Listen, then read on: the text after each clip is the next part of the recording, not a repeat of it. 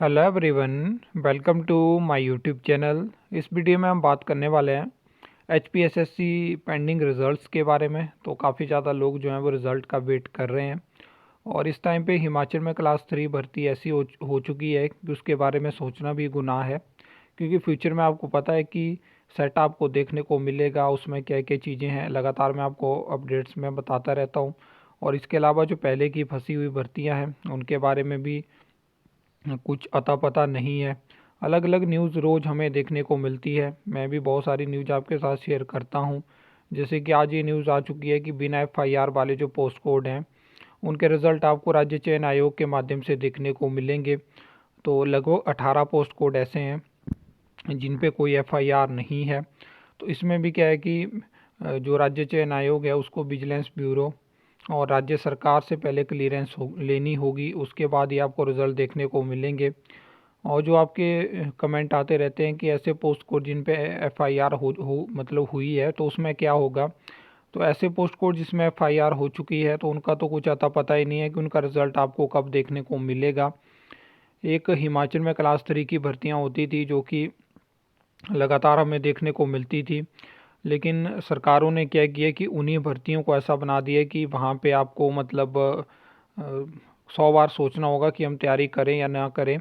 क्योंकि यहाँ पे आपको क्या होगा, अभी देख लीजिए आपके ऑनलाइन सिस्टम में आपको एग्ज़ाम देना होगा। क्या ऑनलाइन इंफ्रास्ट्रक्चर यहाँ पे हिमाचल में सेटल हो पाएगा? क्या रेगुलरली हिमाचल में जो एग्ज़ाम हो पाएंगे? जैसे कि आपको पता है कि सेट सबसे पहले आपको साल में देना होगा, फिर उसके अलावा आपको टेक्निकल वैकेंसी देखने को मिलेगी।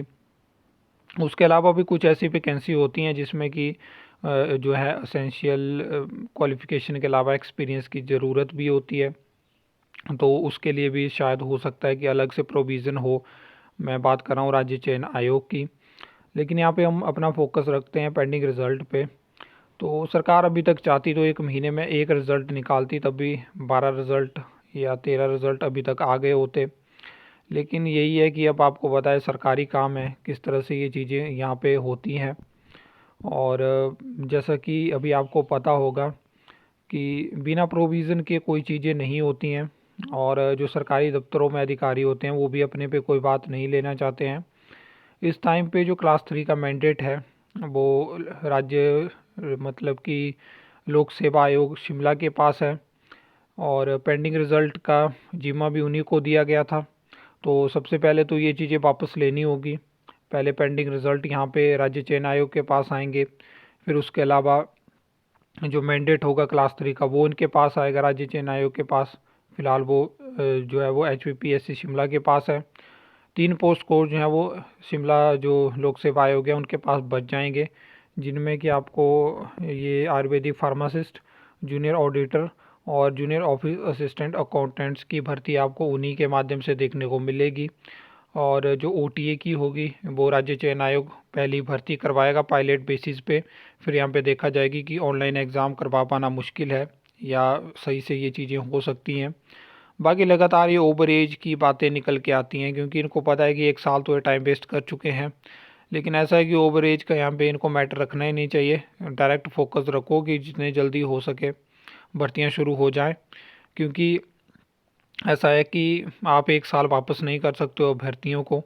और जिस तरह से पूरा सिस्टम बना हुआ है तो मुझे नहीं लगता कि इतने जल्दी ये भर्तियाँ शुरू हो पाएंगी। बहुत सारे कॉम्प्लेक्स सिस्टम यहाँ पे बने हुए हैं और एक एक प्रोविज़न के लिए एक एक महीना लगा रहे हैं। जैसे कि दीपक सानन कमेटी ने अधूरी जो रिकमेंडेशन दी वहाँ पे इतना समय ले लिया, जबकि वो रिकमेंडेशन कोई 2 महीने में पूरा एनालिसिस करके पूरा सिस्टम देख के दे सकता था, लेकिन वहाँ पे भी इतना समय लिया गया।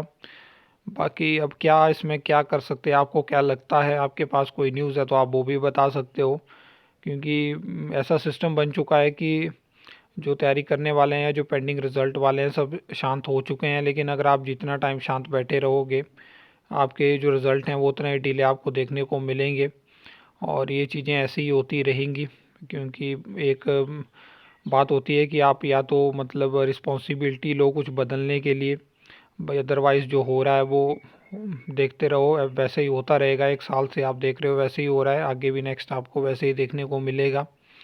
और इस चीज़ के लिए हम सब जिम्मेदार होंगे, क्योंकि ये जो पूरा स्ट्रक्चर बदला है इसमें इतनी खामियां आपको फ्यूचर में देखने को मिलेंगी और ईज़िली जो है वो आपको कोर्ट केसेस देखने को मिलेंगे, क्योंकि बहुत सारे लूप होल यहाँ पे देखने को आपको मिलने वाले हैं। इतने सारे 200 से ज़्यादा आरएनपी रूल्स बदले जाएंगे, तो आप देख सकते हो कि वहाँ पे भी क्या क्या लूप होल बचेंगे और क्या क्या वहाँ पे कोर्ट केसेस होंगे। बहुत कॉम्प्लेक्स सिस्टम हो चुका है और लगातार मैं बोलता रहता हूँ कि एचपीएसएससी हमीरपुर को मतलब बंद करना एक बहुत बड़ा गलत डिसीजन साबित होगा और हो चुका है, क्योंकि वहाँ पे स्टाफ को बदला जा सकता था, कुछ टाइम के लिए सस्पेंड रखा जा सकता था, वहाँ के ही सिस्टम को बदला जा सकता था।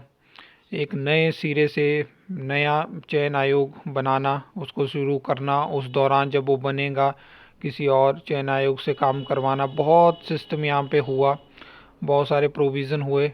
तो ये कॉम्प्लेक्स सिस्टम पूरा बन चुका है। बाकी इस वीडियो में इतना ही, वीडियो लंबी हो गई होगी। आई होप आपको ये वीडियो अच्छी लगी होगी, इन्फॉर्मेटिव लगी होगी। तो आप वीडियो को लाइक कमेंट शेयर कर सकते हो, चैनल को सब्सक्राइब कर सकते हो फर्दर न्यू अपडेट्स के लिए।